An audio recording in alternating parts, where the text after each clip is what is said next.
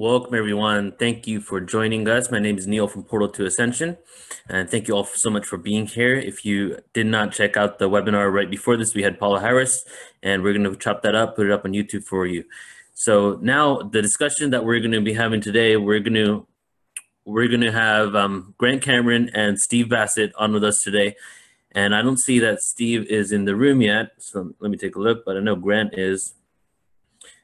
And the discussion today, oh, here you go. Yeah, Steve's in the room. Okay, so the discussion today is about the recent disclosure that's happening on a mass level through the mainstream media to really discuss and dissect what exactly is happening and the history behind this. So we're going to have a few people on, starting with Grant and Steve, and they're going to come on together. I'll be co-moderating, and we have a guest coming on to help co-moderate. Alan Steinfeld is with us. So Alan and I will be talking to Grant and Steve and getting their perspective on everything. And once that's over and we're done with that discussion, we have a couple other people that are going to be coming on. So without any further ado, I'm going to go ahead and bring Grant and Steve on. Okay. Grant and Steve, can you hear me? I can hear you. Yeah. Yeah, I can hear you. Awesome. Welcome, guys. Thank you for being here. Yep. Let me start my video here. Let me, okay, so you can go ahead and click start video. Okay. I'm not set up for video, so I'm going to go audio. Audio is perfectly fine. So thank you all so much for being here, and thank you, Grant and Steve. I'm just going to go ahead and kind of turn it over to you, and what we'll do is we'll start off with Grant. And Grant, give us maybe your rundown of what's going on, what's happened in the last week up until present moment in as many minutes as you need, and then we'll go into Steve, and after that we can continue the discussion. Okay. It was a big day last Saturday. I've always had the belief, whether I'm right or not, that there's people inside the government who were trying to leak this thing. I heard at least a year ago that this was going to happen, and exactly what I was told happened. I was told that high-level officials would make their identity public, and they would say this was for real. That's exactly what happened. What I'm hearing now from the same people is that this is just the beginning. This is what they called it, the prick in the bubble, that they are about to really start moving this thing. And I've just been watching the coverage from various news agencies and stuff. And what I've been able to determine, there's at least 24 videos that Elizondo stored away in unclassified locations before he left. And those videos are coming out. And according to George Knapp, there are 38 reports up to 490 pages each and 36 technical reports. There's a pile of material. I'm working on the angle right now. I'm going to do an update in a couple days on the hardware aspect of it, because that's part of the story that everybody sort of missed. Was everybody picked up on the nice little videos and what was going on there, but a lot of people sort of missed the fact that the claim is that they have a underground facility in Las Vegas where they're storing material. So I'm looking at that, and I've actually recovered some of the material. I've got some photographs of some of the material, which I just have to check, and then I will release as a potential for some of the material they're looking at. I won't identify the guy that brought the material out. And I'm also looking at the other aspect, which I think is very important, because I'm a big consciousness guy. I believe that consciousness is the key to the whole phenomena. And so I'm also checking the story. Tom DeLonge has talked about it indirectly, and it's also mentioned in the New York Times story, and that is the fact that they've been working with experiencers, which to me is the most important aspect. And that's Kit Green, Hal Puthoff, and who's the other? Gary Nolan from Stanford University. And they're working on that, and I'm going to be doing some updates on what I know about that. So that's basically it. There's just piles of stuff happening. I'm hundreds of emails behind. There's another 28 interviews to listen to, and lots of people are talking now. And I think I basically say the blood's in the water. It's over. Disclosure is basically unraveling. It's just how long it's going to take. And from what I'm being told, it's days, it's not months, it's not years, it's days as they roll this thing out. Excellent. And Steve, what's your opinion and your perspective on this?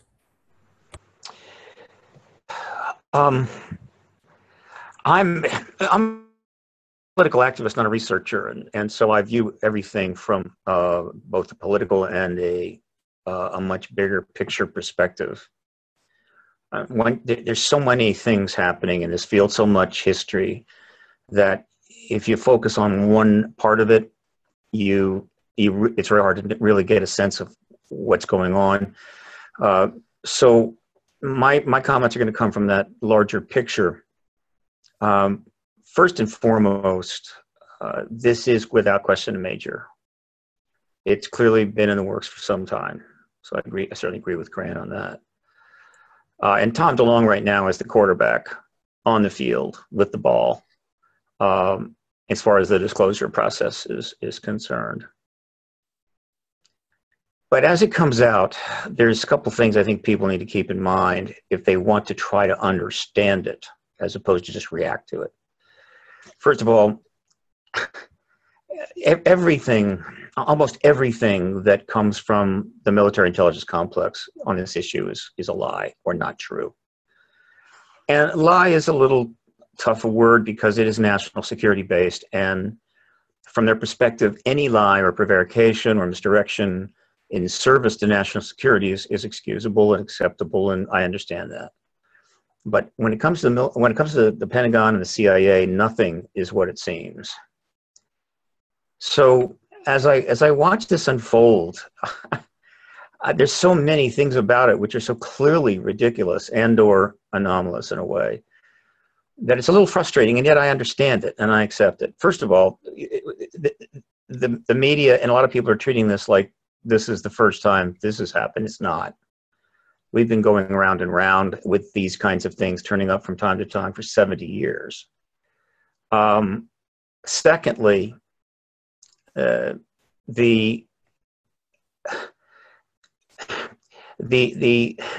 people that are involved are very high level, and it's not likely that any of them are going to get involved in something like this unless there's something really big at the end of it.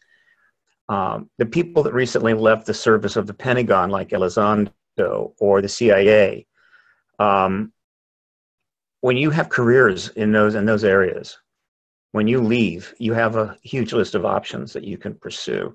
Very lucrative contracts, consulting, company deals, you name it. You can have a very good life. And yet they've chosen to sign up with a fledgling public service company, which is going to clearly raise some money, but it's not an easy road. Plus, it's tough. I mean, they're entering into very publicly the most controversial field in the world right now, and the field that's been under heavy embargo for 70 years. So there's that. And then when you look at some of the things that like Elizondo is talking about and Mellon and Justice, you realize that they're one thing they're not doing is they're not violating any non-disclosure agreements. They're simply not doing that. And that's notable. Also, the release of this footage, Elizondo brought the footage with him when he left the program that he, quote, resigned from. Fine. There's no chance in my view that he stole that footage. If he brought it, it was brought because the Pentagon allowed him to bring it, which means the Pentagon released it. And even though the Pentagon is denying that, they've already been approached several different directions. A number of spokespeople have come out. They're really hedging their bets, but I understand that. This is a release by the Pentagon. So it's the first time ever that the military has released gun camera footage. Another point, people are all excited about this gun camera footage and this particular event, particularly the Nimitz event, which they clearly consider to be a perfect incident to bring forward. The US government has got reams of gun camera footage.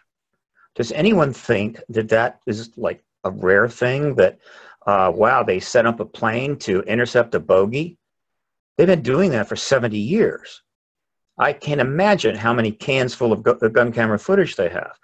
So one has been released, finally, 70 years after Roswell. but they have much more than that. Okay, fine. So this just gives you a sense of how kind of awkward this is. Also, you're listening to the various statements by these individuals who were inside and pretty well connected, people who had clearances, very high level clearances, and they're making careful statements, couch statements, avoiding the extraterrestrial statement, dancing around it. Fine. The government has had in its possession crash vehicles since the 40s and early 50s. They had bodies from Roswell. Roswell was a real event, right? And so this idea that they're doing research because they want to assess the threat implications of this phenomena, they've been assessing the threat implications for 70 years, and there really hasn't been any serious indication of threat against the United States. But they have to cast it under the threat name, because that's the way you do it. I mean, that's the safe way, right? They're not studying extraterrestrial intelligence. They're just checking out the national security threat implications. All of this is dancing around the issue. All of this is intended to sort of keep us in a certain place because, and this is the final point I'll make, we've known for some time, and I know Grant knows this as well, that yes, there are a substantial number of people inside the military intelligence complex that think this information should have been out long ago. But there's also a substantial number that think this should be classified forever. And so there's been a tug of war going on. And as time has gone by, those that want to maintain the truth embargo indefinitely are slowly losing their leverage. And so we're seeing this tug of war play out, and it sort of looks like it's finally swinging over toward the, quote, disclosure-minded members. But they still have huge public relations issues and complications, the political implications of what they're doing, because remember, they are not the boss. The president's the boss. So they're operating in a very kind of gray area, but they're being very careful. And so that's the larger picture and perspective on what's happening right now. It's not new, and yet it is new.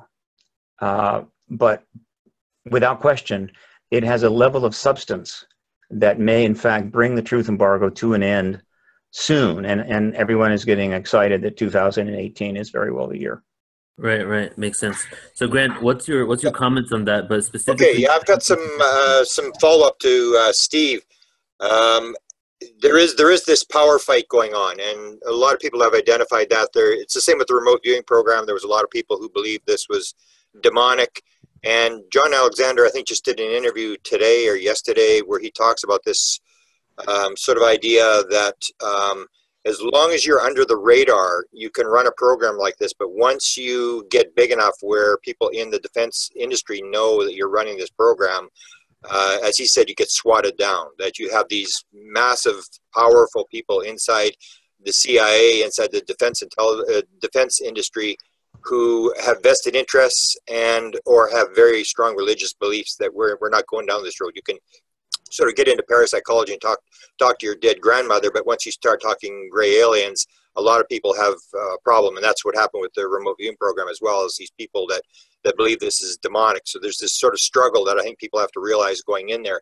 And one of the comments that I got as this thing broke on Saturday was a comment from one of DeLong's people that said this, and I quoted, I haven't got the exact quote here today, but on one of my updates I quoted, and he said, there's a shitstorm going on in Washington. People are trying to figure out how the hell did they get this out.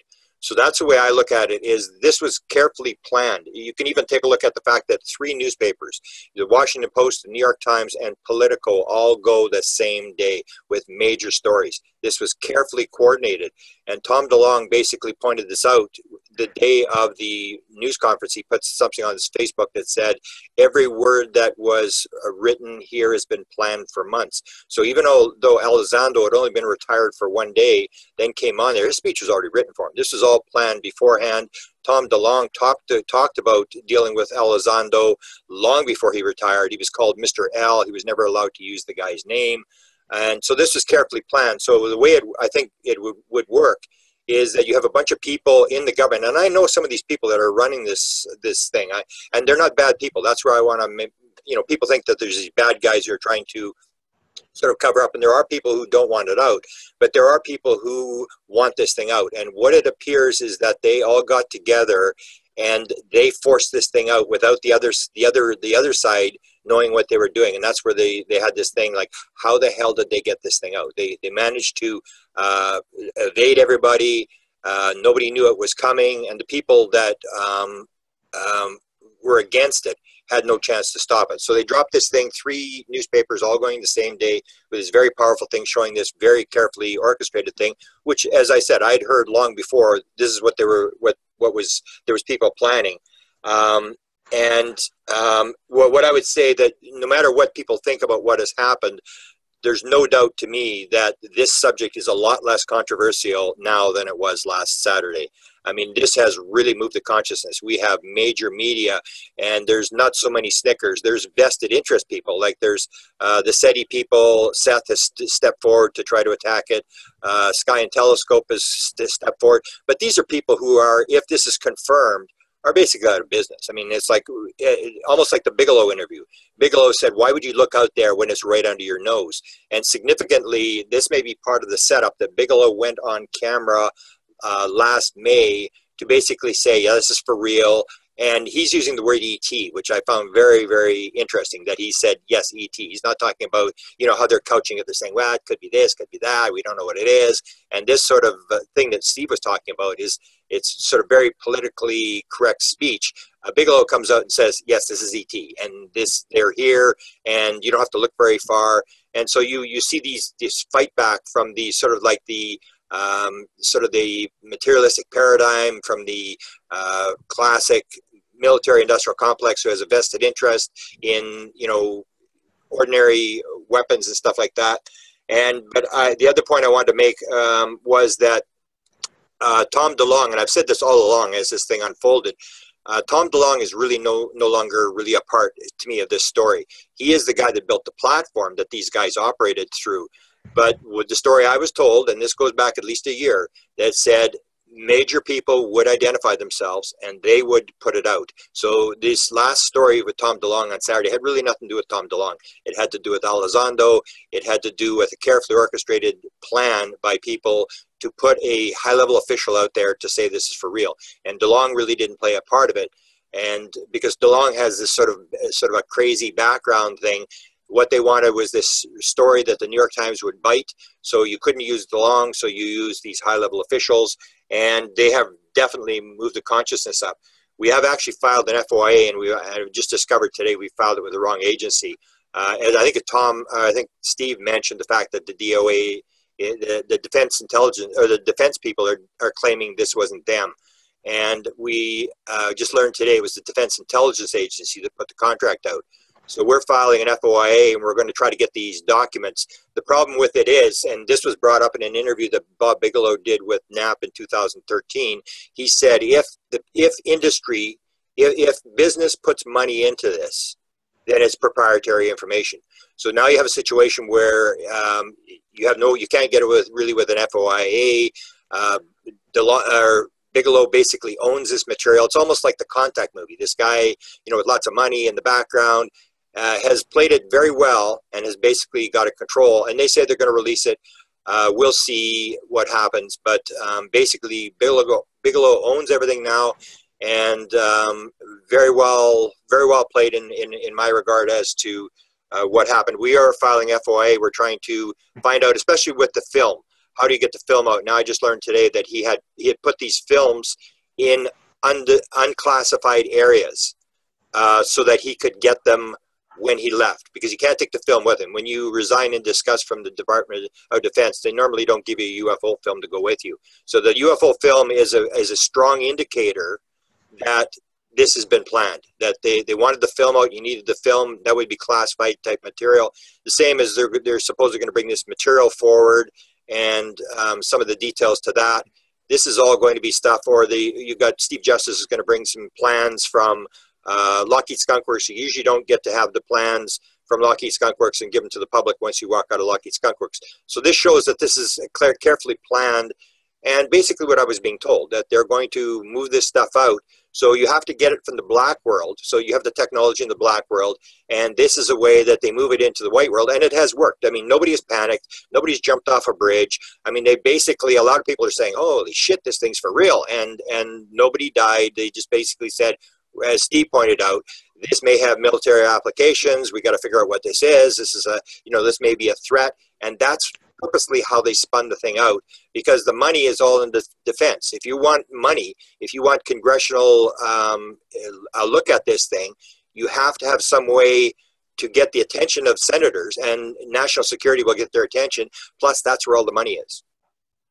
So, Grant, I have a question for you. First, I want to congratulate Steve and Grant for really dedicating a lifetime to making this happen, to putting pressure, I think, in a way on government organizations and creating this grassroots movement to make the disclosure as it is in this form come forward. And it's been a dedicated effort on both of you in a really beautiful way. And I want to just commend you on that.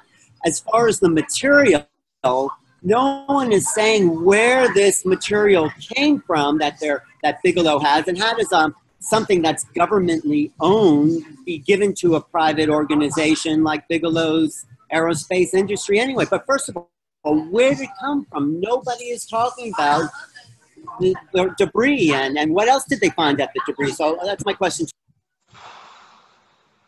Okay, I could take that question first. I mean, basically, as I said, the way they got the film out was Elizondo, before he left, like the cover story is, he was disgusted, and you got to remember that Mattis, his boss, the defense guy, the Secretary of Defense, saved his life in Afghanistan, physically saved his life. So he's very close friends with the Secretary of Defense.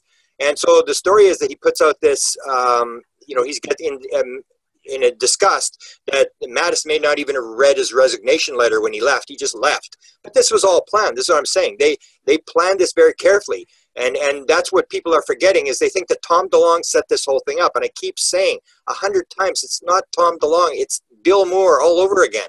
It's Tom DeLonge goes to a barbecue at Lockheed Skunk Works, and they let him talk to the president, and then they send him to CIA. They send him to NASA. NASA sends him to Ames. Ames sends him to these generals, and they put this team together. They realize he can be used to get this message out.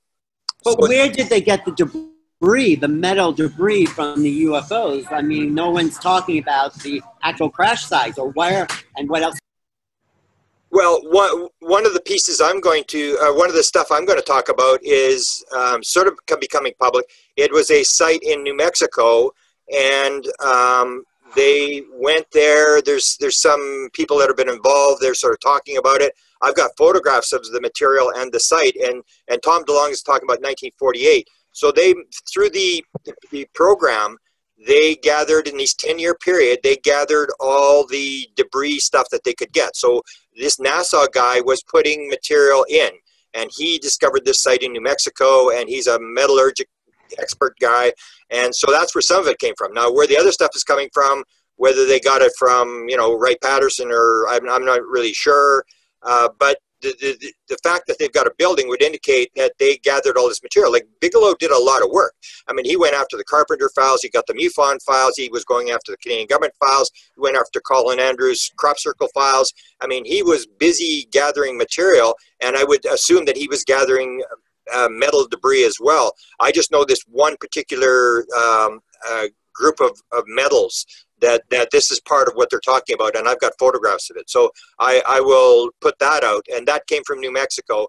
And Tom DeLonge is talking about this layered piece that has up to 80 layers or something. He's talking about they're going to bring out this piece. So they've gotten that, and the same thing. It's like the same thing with where do they get the material from Lockheed Skunk Works? Where does Justice come out with these plans where they're going to do this experiment to show the UFO propulsion? This is classified material out of Lockheed Skunk Works. They've managed to find a way to get this thing out of the black world, whether it's the films, whether it's the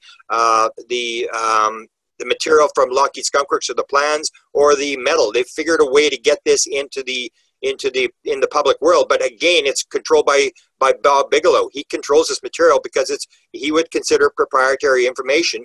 He did the work, and his company owns this stuff. But someone asked a question here, and I'll get to Steve in a second.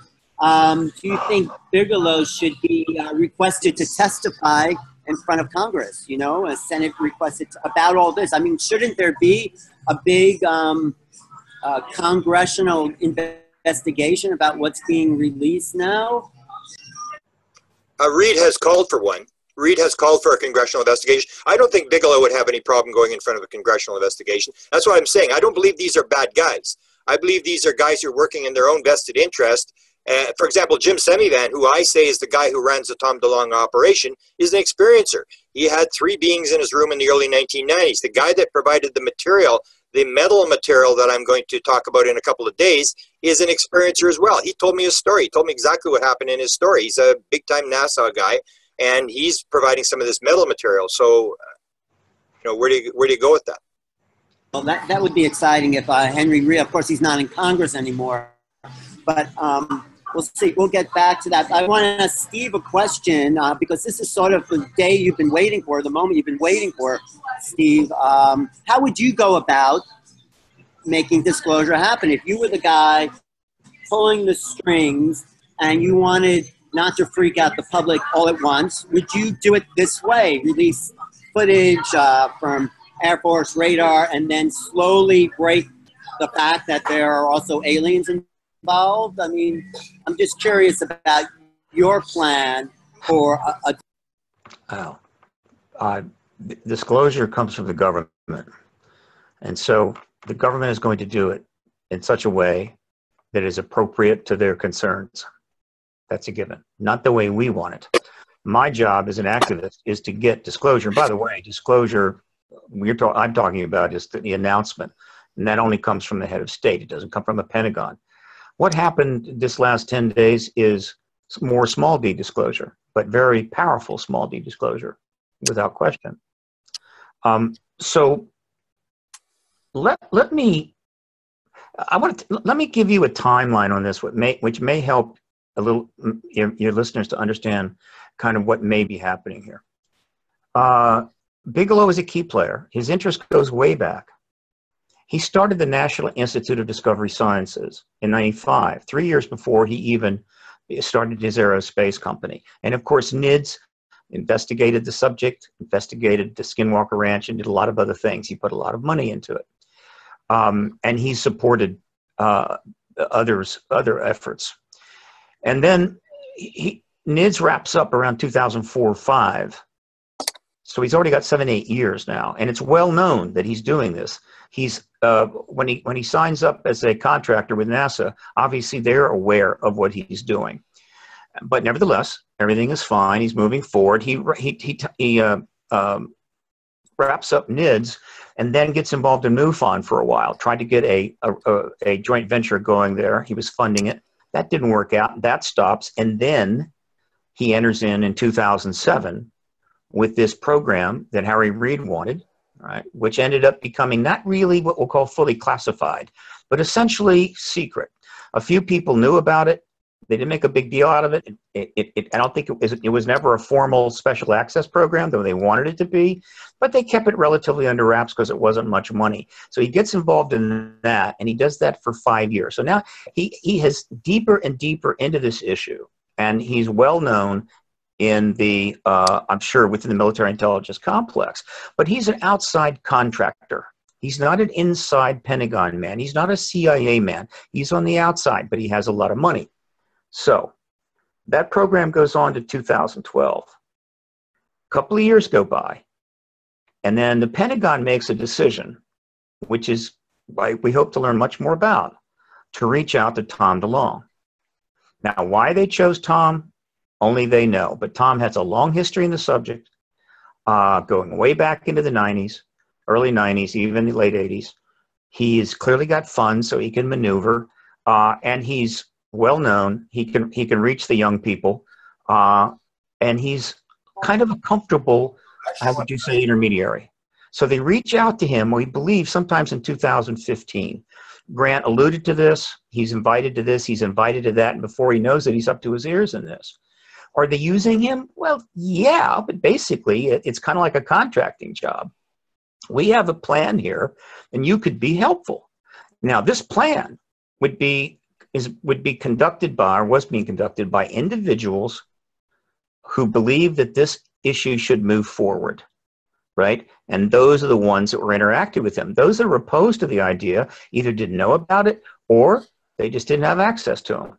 And so Tom starts to allude to this program, and then he makes an announcement in 2016 when he goes on with George Knapp and says, wow, we're about to do this. We're going to do films. We're going to do documentaries. Things are going to happen. I'm in contact with the Pentagon. I'm talking to people at Skunk Works. Also, he was saying that 10-person advisory committee. This is very powerful stuff that he's talking about. And a lot of people didn't believe it because it was simply too powerful. Like, they couldn't put that together. And that was in 2016. So he's approached in 2015. He makes the move in early 2016. And the one thing that people may not be factoring here is that that period from January 2015 all the way through to the election, there was a very important political initiative going on trying to connect Hillary Clinton to the issue in the mind of the media. And it was catching fire. And there were articles that started in actually late 2014 that went on one after another, eventually over 400, that were literally flat out talking about her connection to the ET issue, the Rockefeller Initiative, Pan Podesta's issue, and so forth, and highlighting the interviews that they had made. They made a number of statements. It was generating a huge amount of press. All that was happening in that period. And it was in that period that the Pentagon reached out to Tom DeLonge. Why? I would speculate, and this is just a speculation, and I put it out there so that some of the media may want to ask about it, is that you have people favorable to this issue in the Pentagon, in the CIA, some of which are contactees, which just increase their interest. We've always known there's contactees simply based on the numbers. There has to be contactees. You have to have thousands of employees. So these people wanting to move forward, and what did they see? They see that Hillary Clinton is running for president again, and she is the leading candidate to be president. She's practically the presumptive president. It's simply a matter of inaugurating her. And the issue about her connection to the issue and her husband's connection is coming out in the press day after day. And they say, whoa, this is heading towards some sort of resolution.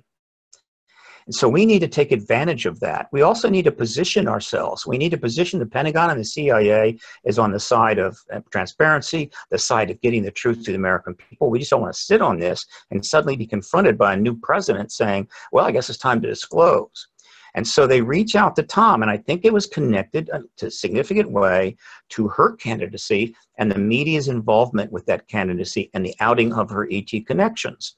So Tom makes the announcement in 2016. He says that certain people are involved, certain inside people and so forth, and we move on, and what happens? She loses the election. Well, that changed everything. That completely changed the equations that anyone at the Pentagon and the CIA were looking at. In fact, it also threw our political situation into chaos. And immediately Tom disappears. You don't hear from him at all for months. And finally, he emerges many months later. And what he says is that, well, we've had some difficulties. We're having to reorganize. He indicates that a couple of the inside people that are involved had to step back, right? And we're trying to get things together. It takes him 8 months to get things together. And what we end up having is that he forms a new group, but there's no working insiders in this group.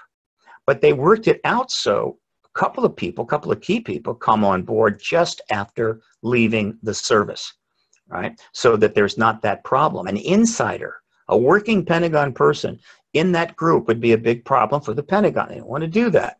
And so they conveniently retire. Elizondo says he resigned, all right? Yeah, maybe he did, but it's kind of convenient that way. It kind of makes it a little easier to explain the situation. Did he really resign, or was it like, look, you're going to do a resignation, we need to get you out so that you can get involved in this program on the outside? Who knows? But then they reconfigured, and then they make the announcement October the 22nd. 8 months now, 9 months into the new presidency. What's going on here? I'm suggesting, as a speculation, that they made a significant move, that they needed to get ahead of the game, because clearly a disclosure process was underway and the new president was coming, who was certainly, in my view, wanted to be the disclosure president. The media was getting on this, and they wanted to get ahead of the game. And suddenly, the politics changed completely. They didn't know, what the hell are we going to do? And let me make it clear, well, some people think otherwise.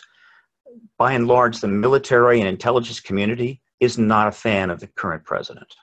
They don't have confidence in the current president, and they're very worried about what can happen during that presidency. And so this issue coming out under those circumstances is not particularly attractive to them. However, they'd already let the cat out of the bag. They'd already gotten Tom DeLonge involved. He'd already written a book. And then, of course, when the Podesta files came out, the WikiLeaks files that were released, the 50,000 Podesta emails, confirmed all of Tom DeLonge's involvement there with Podesta and the Democrats, trying to introduce him to inside people at Skunk Works and what have you. Notice, by the way, that he approached the Podesta side. He did not approach the Republican side. And that makes sense, because obviously I think Clinton was up to her ears in this issue and wanted to disclose as soon as she was president. And so that all came out. And so the thing is out of the bag. They regroup and they realize they couldn't put the toothpaste back in the tube. It's now 9 months into the presidency. There's a lot of speculation that Trump will not be around that much longer. And so they're kind of playing it down the middle. This is a very, very complicated game, a very complicated strategy with a lot of moving parts. Very difficult on the part of the inside, the Pentagon and the CIA, to move on this. And yet they are effectively advancing it in a relatively orderly fashion. But be assured, they know far more than they're saying. There is up to its ears in this issue and has never stopped researching this issue. This idea they did it for 5 years and stopped, nonsense. They've been researching this phenomena, re-engineering technology, studying dead bodies since 1940s. But again, this is all part of the show, part of the, I guess you could say, the kabuki theater that they have to do, because this damn thing is so complicated and it's been embargoed so long. I mean, that's the best way I can put this, try to give you a sense of the longer picture. Can I add thank you, Steve. I think that's yeah, I wanted to ask you about adding your own analysis, but also, Grant, throw in the idea, was Henry Reid a complete surprise? And how would you go about disclosure? But go ahead, comment. Well, I think they played it brilliantly. I think this is, you know, like Tom DeLonge said, every word that's been written has been planned for months. I heard about this planning a year ago, and I knew the players, and there was all these things about delay, about trying, because a lot of what DeLonge was trying to do is trying to get this $1 billion for this big Spielberg thing, which all fell through. So he's spending a lot of time with that, but all the rest of it, it's all the same players. They were moving it, and as Steve says, there's a lot of moving parts.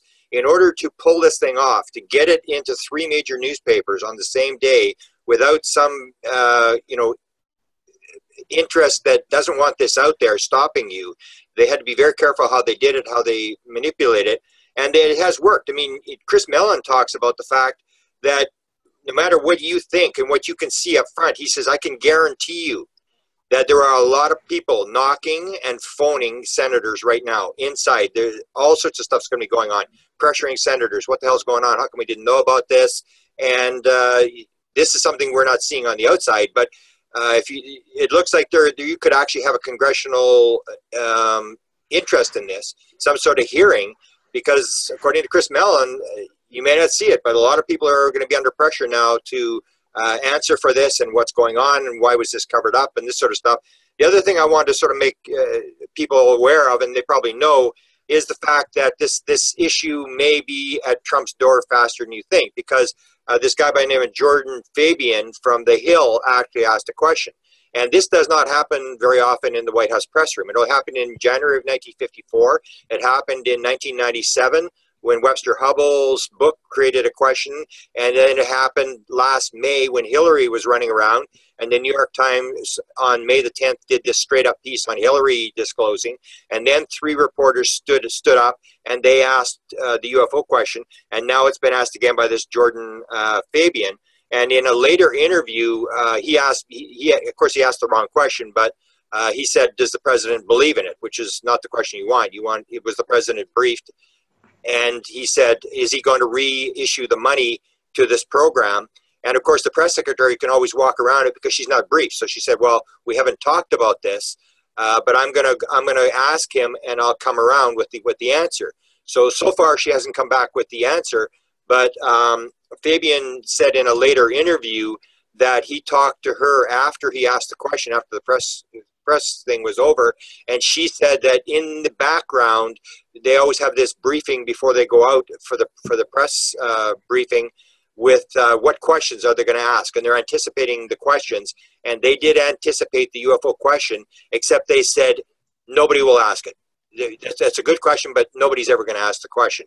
So that's always this thing, is that the media has they're always embarrassed with the issue. It's sort of like you give it to the junior reporter, you got 24 hours, just do some little thing, and nobody wants to touch this issue. And now you have a situation where they're all scrambling because they realize how much money you can make from this thing, and everybody seems to be very interested in the story. And you have National Public Radio, and you've got BBC, and you've got CNN doing numerous stories. And I think it's extremely positive that it's moved it. And one more comment on the metal. If you follow Jacques Vallée, you know Jacques Vallée has all this metal that has been accumulated over the years that was dropped out of UFOs, these UFOs that pretended they were, in trouble, and they would shoot this metal out, and people would grab the metal, and they would always be written off as crazy people who believed that this was metal. It was just ordinary metal. And Jacques Vallée has done all this work on these various pieces of metal, and has these very strange isotope ratios in these metals, and basically is indicating this stuff was not produced on Earth. And Jacques Vallée, as you will know, wrote one of the intro or the forwards to Tom DeLonge's book. So he's in this game as well. So that is part of the metal that they'll be talking about. There's this stuff that came from NASA. Then there's going to be Vallée's metal, and then we'll see what else they've got. Well, Grant, just one more question. How would, since you probably studied this question about disclosure among, the presidents and Congress for the last, what's happening for the last 70 years, how do you see their plan of action? What steps from here do you think they're going to take over the next few months and years? If you were behind it, what would you do as this sort of thing progresses? Well, they've done it already. They've basically laid the foundation for how this thing unfolds. They've released the fact that there are 70 plus reports. So there's going to be pressure for Bigelow to talk about this. Bigelow will give an interview. They will release one of these reports. I hear stories that they're going to put, there's a big TV deal that's about to happen. Somebody's going to go on TV. You have 24 films, and Elizondo said they're all coming out. So they're just going to gradually drip. They're going to drip these films out. They're going to release more stuff. They're talking about this piece of metal, and they're talking 48 crash. So DeLonge will appear with this piece of metal, or one of the people rather than DeLonge. They'll send out one of the Justice or somebody to talk about this metal. I think it's going to move away from Tom DeLonge. I don't think you're going to see Tom DeLonge giving many interviews. It's going to be these high-level guys, but they're just going to drip this stuff out. They have all these reports. Everybody knows they have this place in Nevada where they had 46 full-time investigators on this thing. George Knapp is giving interviews. He did another one today. He's releasing this and the connection to Skinwalker Ranch. And there's just piles of stories of keeping the pressure on with Reid to get the congressional thing. They've done all that they needed to do. They did it all in one day with these stories. It's all basically set up. We know what they've got now, and it's a matter of reporters who now realize there's money to be made, there's blood in the water, and these reporters are going to be going after Bigelow, they're going to be going after Knapp, and they're going to be going after Justice, and they're going to be asking, where's this material? And it's just a matter of time till all these reports and this material starts to leak out. That's great. I really think so. I also think they're gauging the public's reaction as well as the media reaction. So, Steve, where does this leave you as an activist? What's your next step in this? Because you're a player in this big field of disclosure, and where do you go from here? Well, I know one thing. I wish I'd practiced the guitar more when I was in high school. I just wasn't dedicated to it that much. But you're dedicated. As I say, Tom is, and he's the quarterbacking that team. Obviously, they're going to be center stage because they are the insiders. But I'm going to try to help and contribute the best I can. But Tom was a millionaire before they raised $2 million off the funding for the public service company, and they're going to raise millions more. So I'm very limited. I don't have the funds to do the kinds of things I'd like to do. I'm going to launch a new website, or rather relaunch my website, completely renovated, in a couple of weeks, and I'm speaking at a couple of conferences. And then I do have one significant project which I hope to announce in early February. But let me point out again something else that Grant alluded to. I want to restate this. I believe that they are moving forward on this, but they are not happy with the prospect of a Trump administration engaging this issue. It is a real problem for them. I could go into greater length about that, but just leave it at this point. I should point out that if you review the announcement from October 22nd, if you watch all of the videos, which I have, of the interviews of these principals and their statements, and Tom DeLonge's statements, and his interviews with Knapp, and on, go through it all, never will any one of these individuals ever mention President Trump. Never did, right? That should tell you something. And so I sense that one of the reasons that they regrouped in October and decided we can't just walk away from this, we've got to move this, but we've got to keep the pace from not getting too fast, is because they have calculated, and keep in mind the Pentagon and the CIA have access to assessments and information that even the reporters don't have. They have ascertained in their mind that Trump's tenure is not long, that he probably will have to, how would you step aside for health reasons or something in early next year, and they'll be dealing with a different president. Will it be Pence? Will it be Ryan? Will it be someone elected by the Congress? We don't know. And that, of course, would be a little less of a problem for them. But their choices, they only had two choices. Completely stop everything and just say, okay, Tom is told, well, we just have to stop now, which would have raised a lot of red flags, or proceed at a slower pace, so that they would have a more favorable political situation when things really get going. In other words, who's going to be the disclosure president? Now, there's one other thing I want to add here. If you want to say, how can I contribute, little old me? For the last 10 years, I've given God knows how many interviews, maybe 1,000. And on hundreds of these interviews, I have talked about the fact, and this was brought up by one of the people. It's brought up in the New York Times report. There are other heads of state that can announce the extraterrestrial presence. The United States doesn't control all the heads of state in this planet. And the two most significant ones are Xi Jinping and Putin is number one there. In other words, at any time, Vladimir Putin could make the announcement to his people in the world, and the United States would be held holding the bag.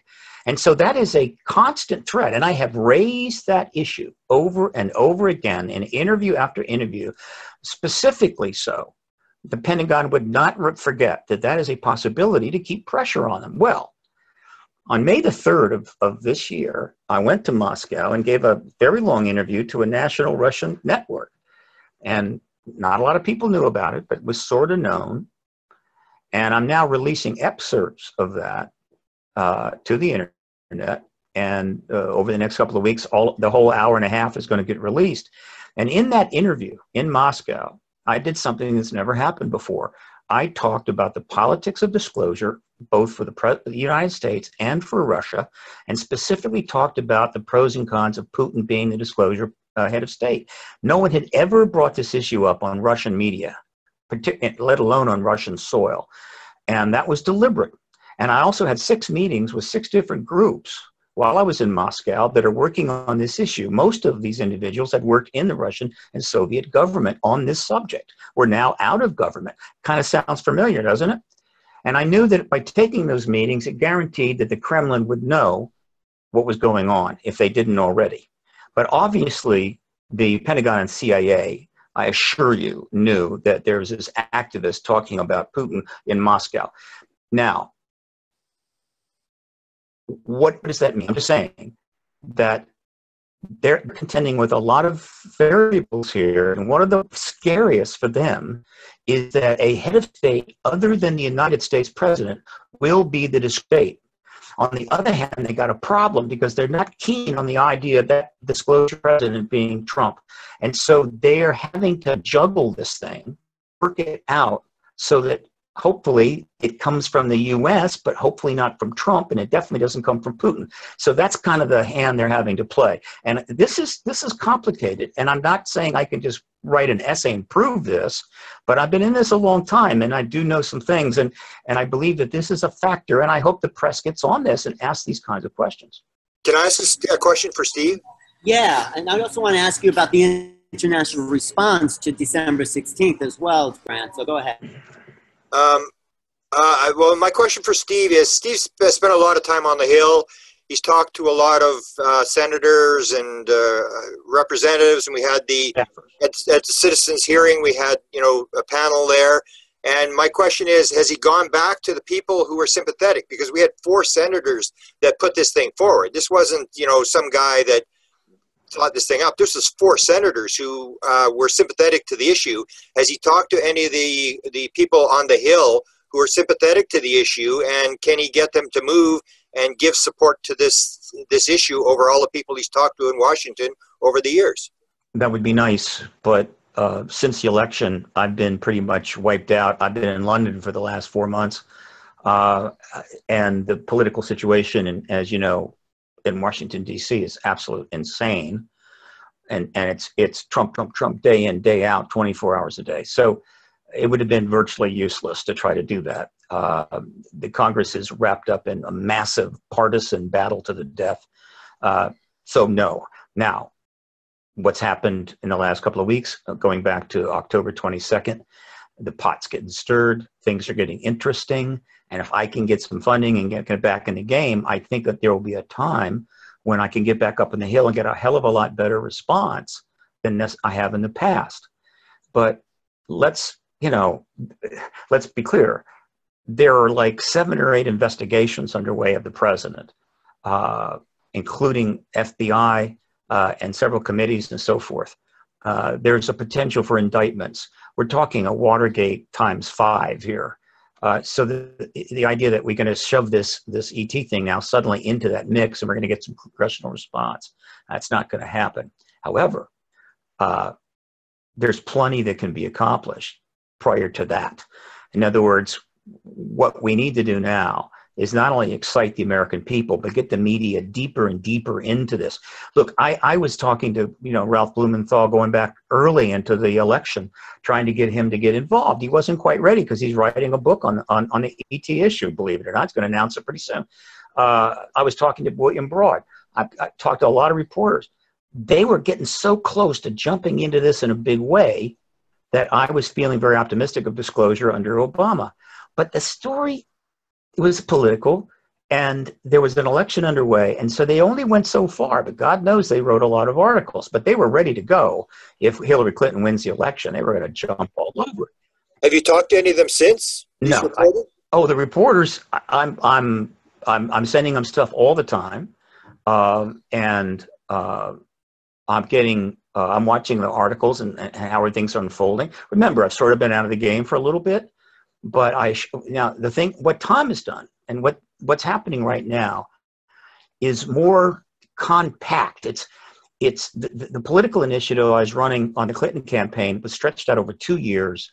It was far more difficult for people to sort of jump into it, though the press was getting excited. What Tom has generated here is basically the modern version of some of the things that happened back in the 60s or 50s. And it's very powerful. There are now people committed inside the military intelligence complex to back this up. And so this has much more, I think, potential to generate a media frenzy of the magnitude that would force a rapprochement between the Pentagon and the White House and deliver disclosure to the American people. The question is, how quickly and who will be president when it happens? Because I contacted Damon Steer, who is the guy who asked the question to Hillary. Yeah. And he's very open to, you know, I said, okay, now you're going to do something, like, here it is. And I had some conversations. I would think that there would be a lot of reporters that you talked to in the past who maybe you couldn't move them, and suddenly they realize this thing's for real, that you could actually get some movement in terms of them doing something or taking a step now. Believe me, I'm more than happy. I'm starting to do some interviews, but keep in mind that all of these reporters, and of course, most importantly, their editors, they're still digesting what's going on. I mean, this just happened. I mean, the major drop was on the 16th. That was 7 days ago. The October 22nd announcement, that wasn't even a press conference. They just basically did an announcement on Facebook. Again, part of the pacing. And so the larger media, particularly at the editorial level, they are still in the process of trying to get their minds around this. So let's give them through the end of into January, maybe to the end of January, a chance to really get a sense of this, and then I think it'll be a lot easier to maybe work with them and direct them into certain places. But no, it's not like I can just suddenly call people up and say, well, now let's get going. No, it doesn't work that way.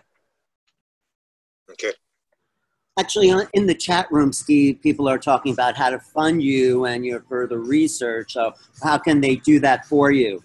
Well, I'm not a researcher, but if they want to fund the advocacy work, if you go to my website, paradigmresearchgroup.org, there's a GoFundMe link on the left, and there's a straight contribution link on the right, an internal contribution link.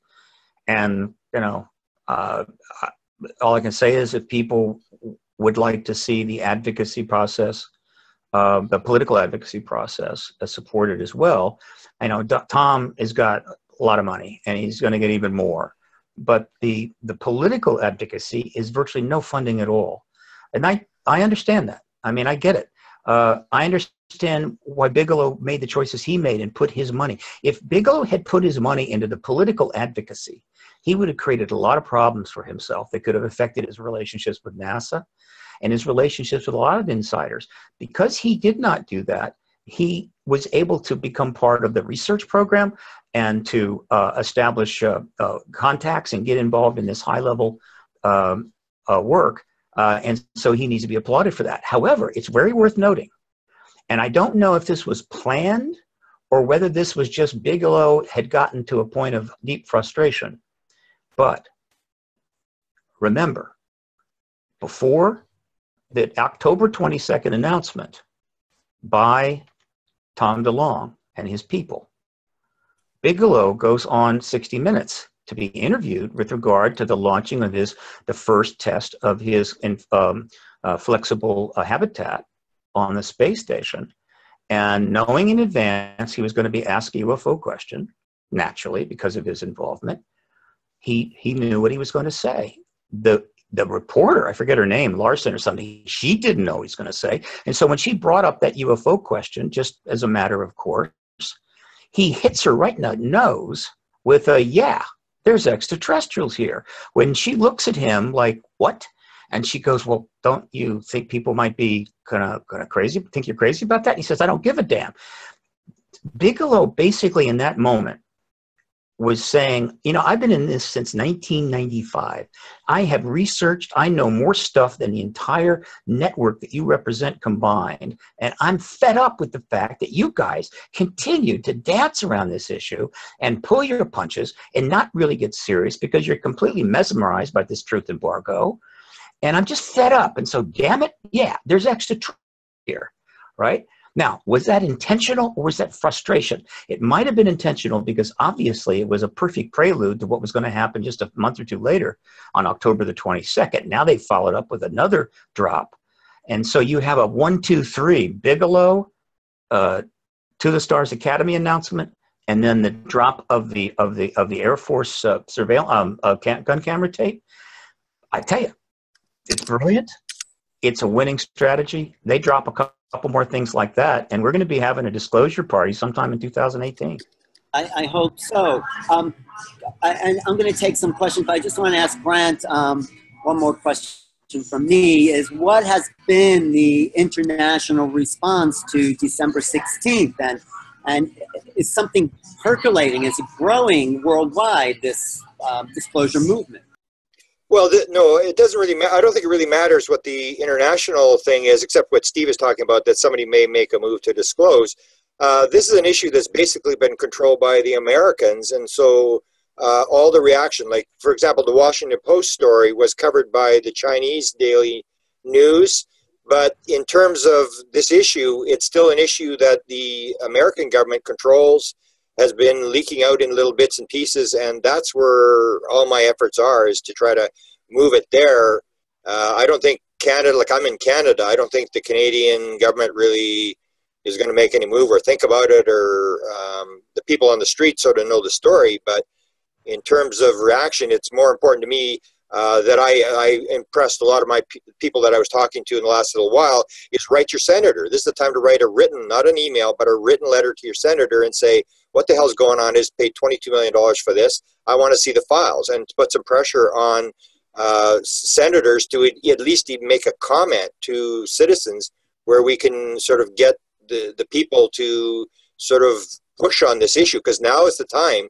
This thing is opened up. They've opened it up for us, and it's up to researchers, to lobbyists, to people on the street to move it. Because one of the things I showed was I posted on Facebook when this question was asked of Trump, I said everybody should tweet this guy and tell him thank you for asking the question and keep pushing. And basically there was about 3 or 4 other reporters who actually retweeted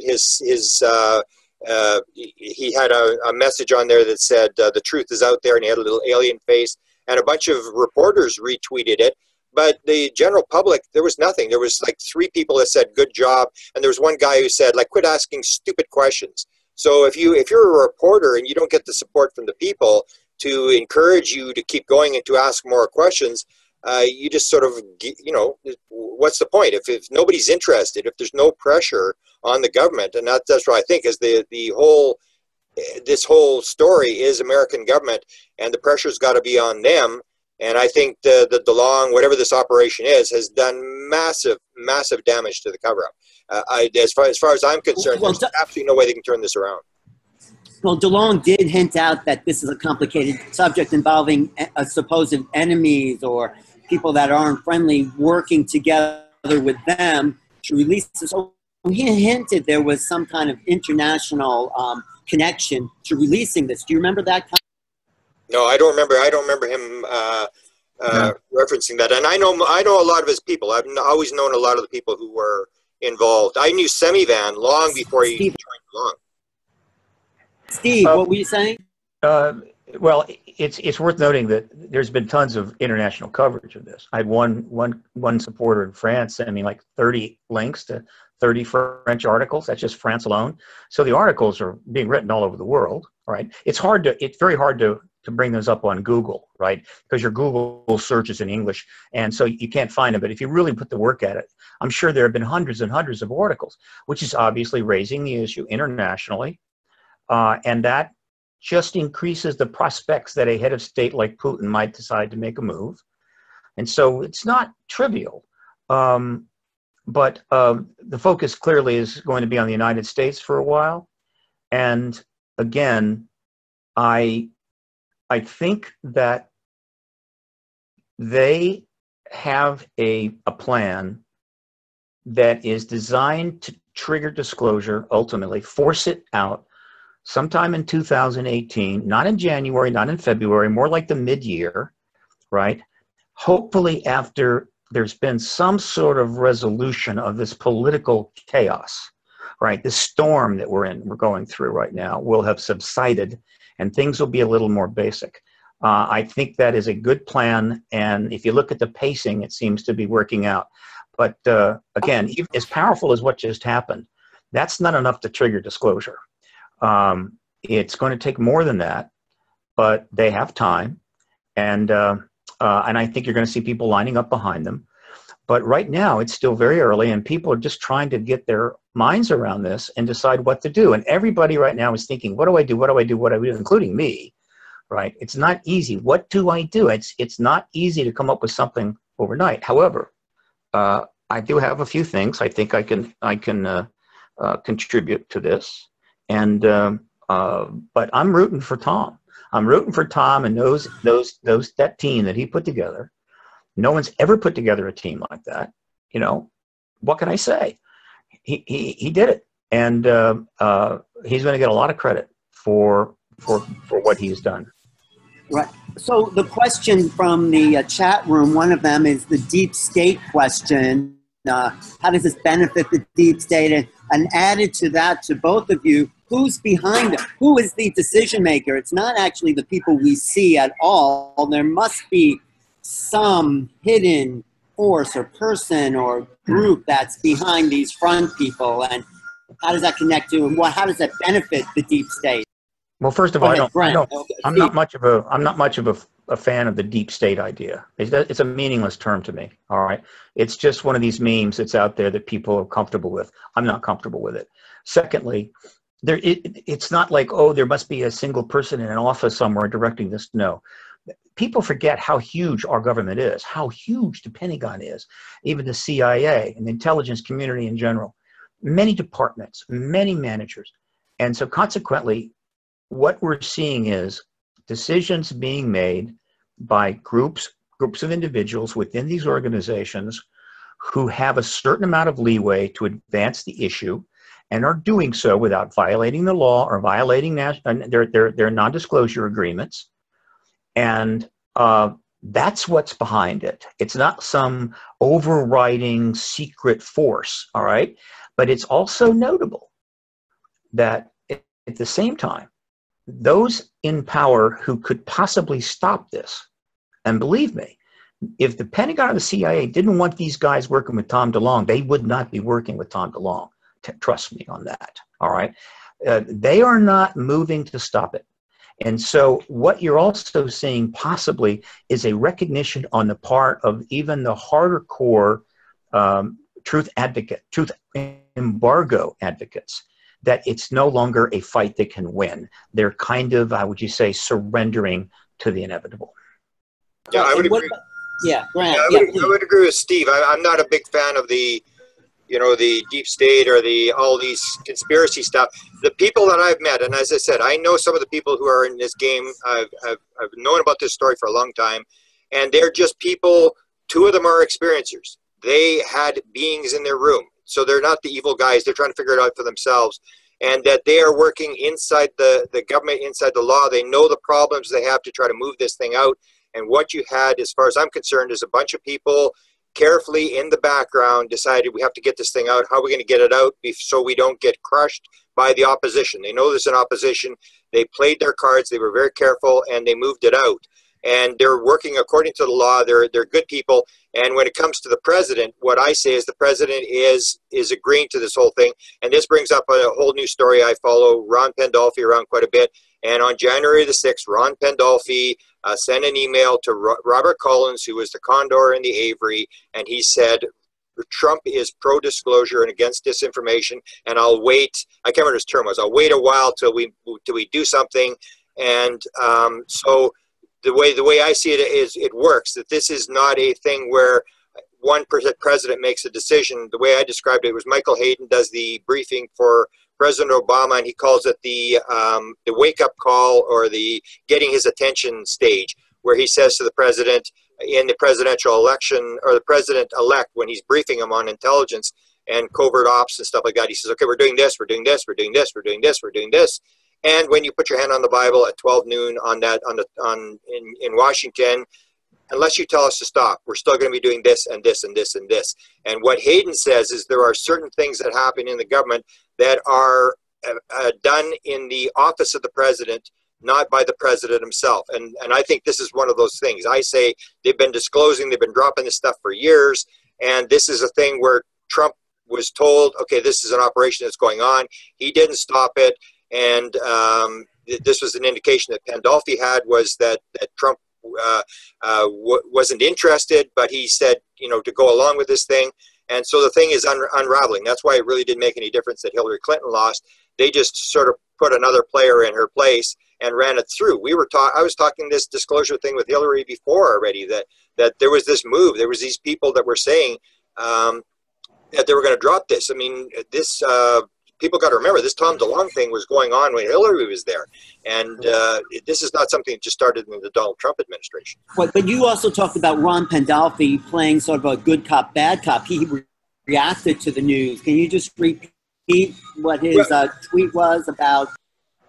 Okay, so his main guy that sort of is his mouthpiece is a guy by the name of Dan Smith. So as soon as Tom DeLonge had his news conference, in fact, we were helping Dan Smith get on the internet, and we said, Dan, you got to watch this. We got to watch this. And so he watched it, and then he got Ron's reaction, and Ron came out with this bizarre reaction that this is a scam by Harold Putoff, and I'm thinking, like, how could you possibly believe that in terms of, you know, dropping the film and all this kind of stuff? And he's still maintaining this. And then there's the story that happened a couple of days ago that WikiLeaks gets involved.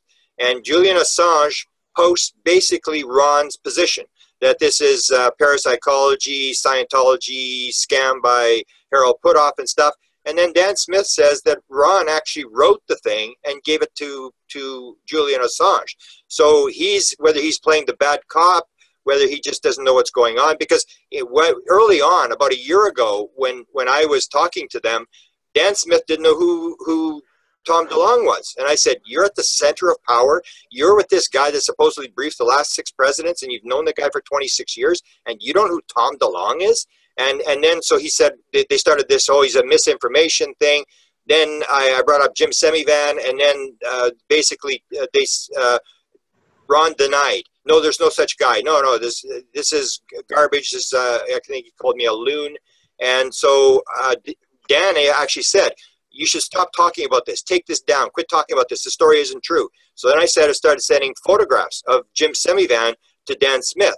And then suddenly it was, oh yeah, the guy exists, but Jim Semivan isn't his name. So they played this game, and it's almost whether Ron doesn't know. I think he's got to know. And maybe it's this fact, because what I was told is that Semivan, and then we talked about this thing, people retire and then they become operational. So you move it from the white world to the black world, and this is where this game is being played, in the black world. So when Jim Semivan, he's an experiencer, and he asks Tenet, the CIA director, when he has the experience in the 1990s, he wanted to know what was going on. They said, you don't want this in your career. This is going to destroy your career. But he's briefed when he leaves the CIA in 2008.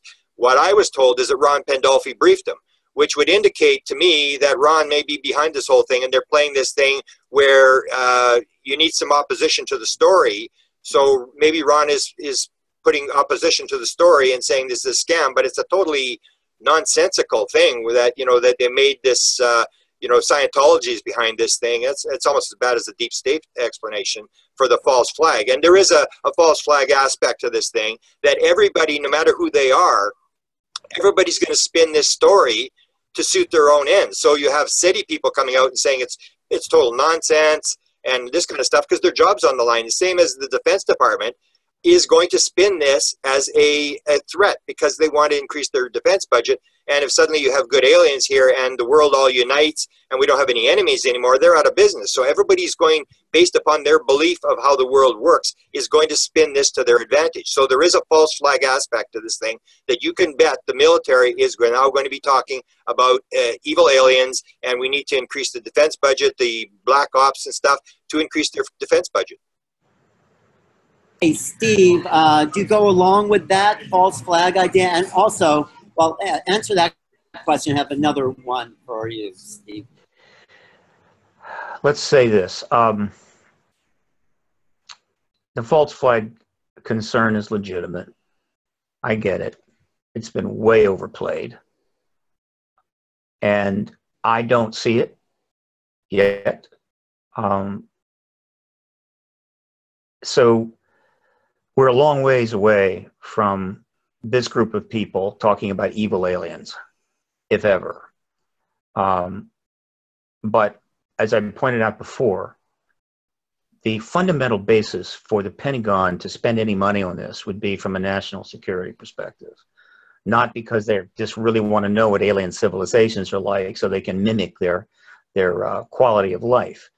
And so it's always going to have that sort of taint, but there is no sign yet that they are trying to create a basis for a military buildup or a scare tactic directed at the American people. And until I see that, I'm going to assume that they're playing this relatively straight within the context of the fact that they have to operate within certain constraints. As far as Pendafi, I've talked to Pendafi. I've interacted with him some. I have a hunch that, well, first of all, I think Ron Pendafi is not a disclosure guy. I think he's a truth embargo guy. Nothing wrong with that. It's a legitimate position, right? He's been involved in the issue, yes.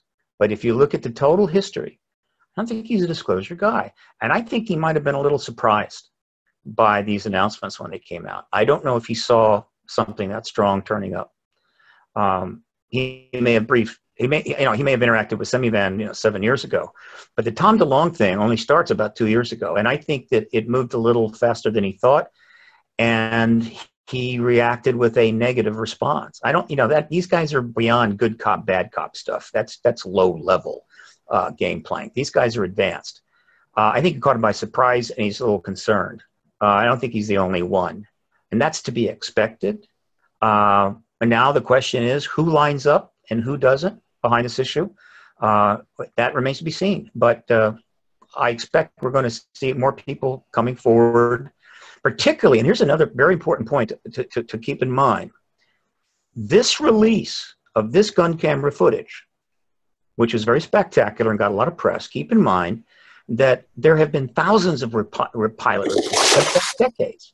NARCAP has got a file of 3,500 plus pilot reports, which were given to them because the government has, or the military has threatened pilots with losing their flying privileges for decades if they talk publicly about this. And so the number of pilot sightings that could theoretically come forward is legal. Importantly, the imprimatur provided to this issue now by the New York Times, which was like Watergate level reportage there. Right now across the country, there are witnesses and pilots and inside people now retired who are contemplating, should I come forward myself? In other words, we're looking at a potential Me Too campaign on the issue developing here. Okay, I think Neil wants us to wrap up soon, but I do have like a final question for both of you. If you could sit down with Tom DeLonge or someone from the To the Stars panel, what would you ask them? And what would you say to them? So, Steve, you want to take that question and I'll talk to Grant? What would you say to Tom DeLonge and To the Stars? That's simple. I would say, Tom, how can I help? That's it. How can I help? Do you have a question for that you would ask Tom or any of these people? I would say the question would be, what can I do to help you achieve what you've set out to do? All right. And how do you see you could help them? How would you volunteer your help towards them? Well, here's the dilemma. I'm a political activist. My job is to rattle cages, put pressure out there, basically speak truth to power, that kind of thing. In other words, one of the reasons I don't get invited on CNN and MSNBC and these shows anymore is because I don't hedge my language. I don't pull my punches. I don't talk about alleged, ET sightings or UFOs. I talk about extraterrestrials, and I talk about it as a matter of fact. That's a little problematic for others. Particularly, Tom would probably have a problem with that. So the political activism right now is more like a negative, and so in general, I think they probably will want to stay out of my zone, but should he want somebody who has maybe an ability to communicate this issue to the masses, to the larger, people, to put it in context, which I think relates to them, and has a good reputation, then maybe I could be helpful in that regard. But I hesitate to tell him what he needs. I mean, they are in center stage right now, and I view myself as a support person.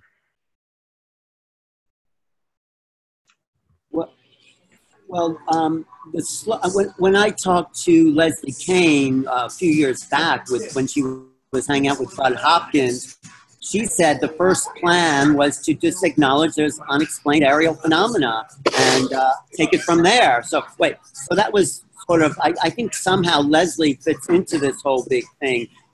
So Grant, what would you ask Tom DeLonge and the panel?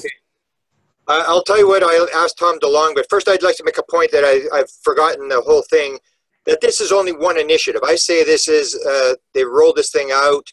This is part of they've done this over and over again for 70 years.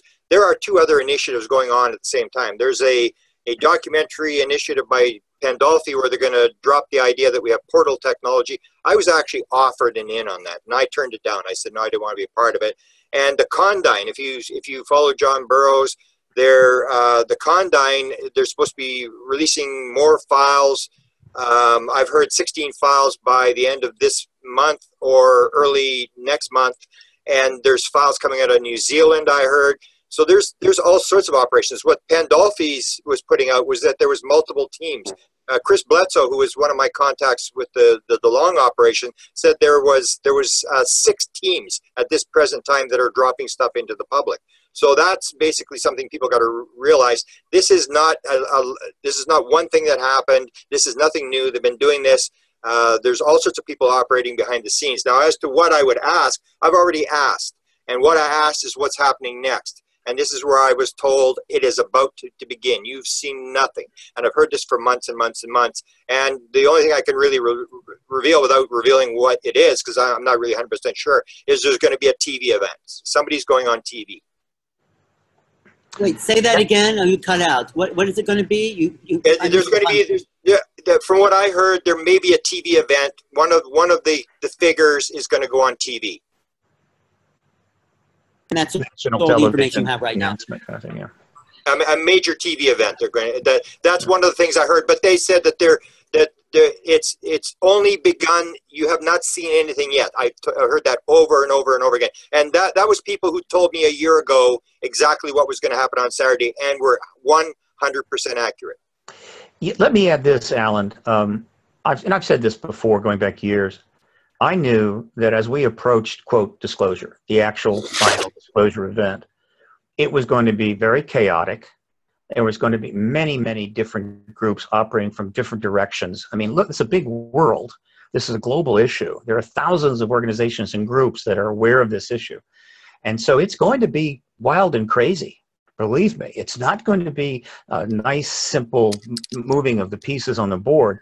It's going to be very complicated, kind of nuts, but the outcome will be the same. Ultimately, we get disclosure, but it's not going to be simple.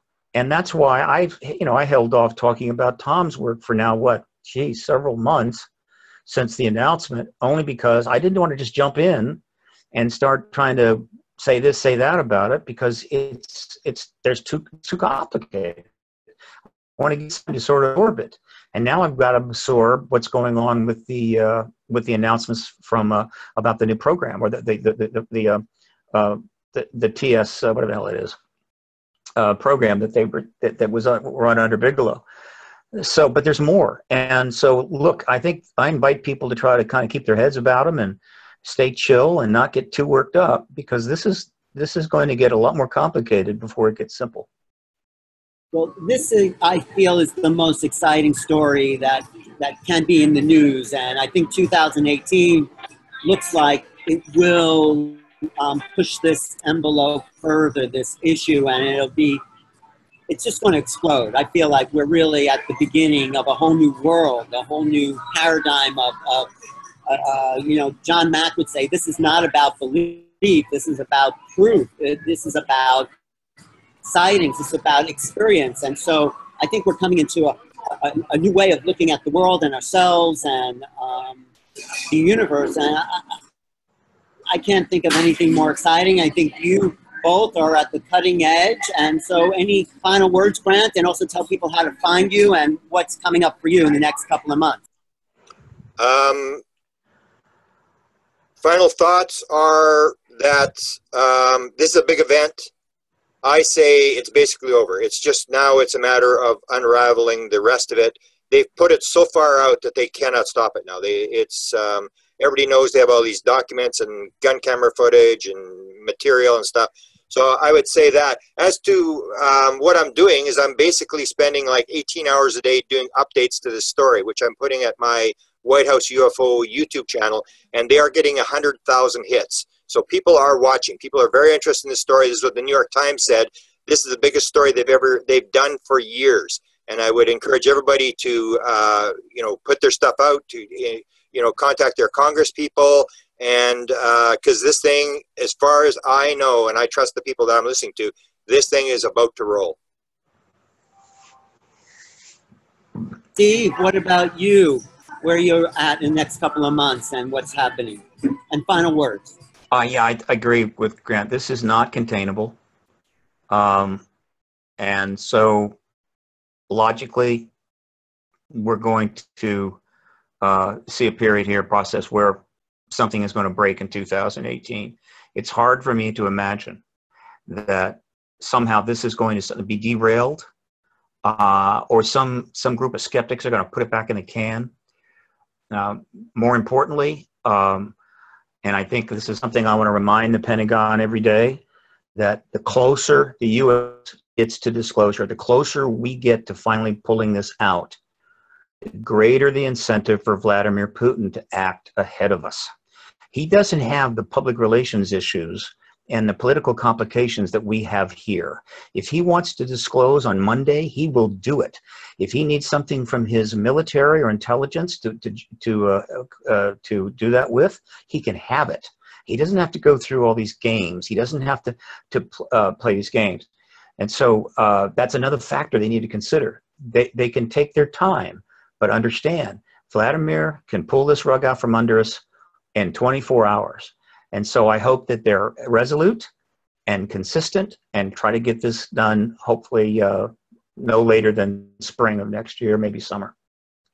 Can I make one more comment? Someone just mentioned the upcoming conferences. We're doing Contact in the Desert, and I'm doing this at Contact in the Desert. So if you want the latest material, and it's coming very fast, I'll be doing an entire lecture as to where it stands on that day. And I'm also doing another big lecture at UFOCon for Lorian Fenton in San Jose, California. And we're going to go, I've just discovered that somebody has done the same work I've done. Melinda Leslie and Randy Copain have been doing the same work I've been doing on the Avery and all these inside players. And they've been doing it for 30 years. And we're going to do a joint lecture. And we're going to release a lot of material that people really didn't know who was players in this game and what's been going on for the last 30 years. This has been a great discussion, and it's just the beginning. And I think everyone listening and the panelists here, we're not just observing history in the making. This is part of making history. And this, I feel this time will be looked at back in history as like the pivotal moment where we woke up as a civilization. So thank you both. I'm Alan Steinfeld for New Reality. Go ahead, Grant. Yes. This is the Super Bowl of all stories, and we're in the stadium watching the game. Enjoy it. I think we're actually playing the game, and you guys are part of it. All part of it. Thanks, Stephen Bassett, Grant Cameron, and everyone listening in, everyone who's going to be seeing this. And there's a whole new universe that just opened up to everyone, and this is a game changer. So we're going to hear from updates on Portal to Ascension and all the other avenues. Contact in the Desert at the end of May 2018 in Palm Springs, UFO Congress, the conferences that Paula Harris puts on, UFOCon. I think more and more of these types of events will start to take a main stage in the public. So thanks again. I'm Alan Steinfeld, New Realities. Look for my YouTube channel, youtube.com/New Realities. Thank you, Neil, for making this happen, Neil Gore. And I'm actually interviewing Neil Gore on BBS Radio tonight, BBS Radio 1 at 9 p.m. Pacific time. And again. Thanks, Steve. Thanks, Grant. Thank you, Alan.